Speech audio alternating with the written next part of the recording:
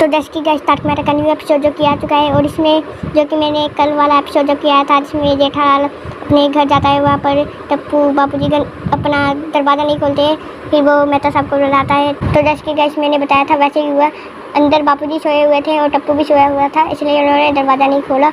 और बाकी बात करें अगले जो कि फिर जो कि एपिसोड है, जो उसमें तो दिखाया जाए कि सभी गोकुलनाथवासी बातचीत कर रहे होते हैं, और वो बातचीत कर रहे होते हैं कि हमारी गोकुलनाथ सोसाइटी में चोरी कौन कर रहा है, चोर कौन है।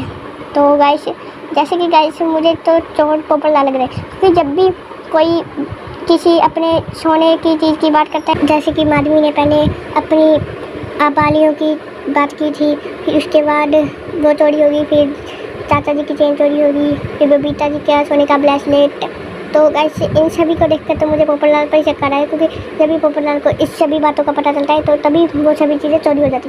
तो गाइस ये हो सकता है कि जो कि मैंने अभी एपिसोड में देखा कि जो कि पोपटलाल अपने घर पर बैठा होता है, और जो कि दुल्हन का जो घूंघट है वो अपने आप ऊपर उठ जाता है, पोपटलाल देखता है। तो पोपटलाल जब घूंघट सेट करने जाता है उसका, तो तभी पोपटलाल अपनी आँखें बंद कर लेता है।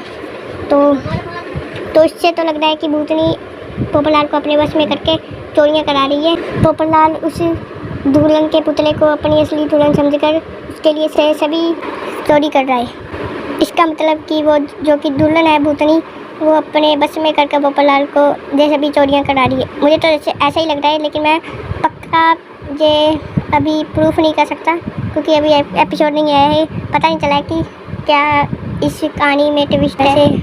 अभी आने वाले एपिसोड में पता चल क्या होगा।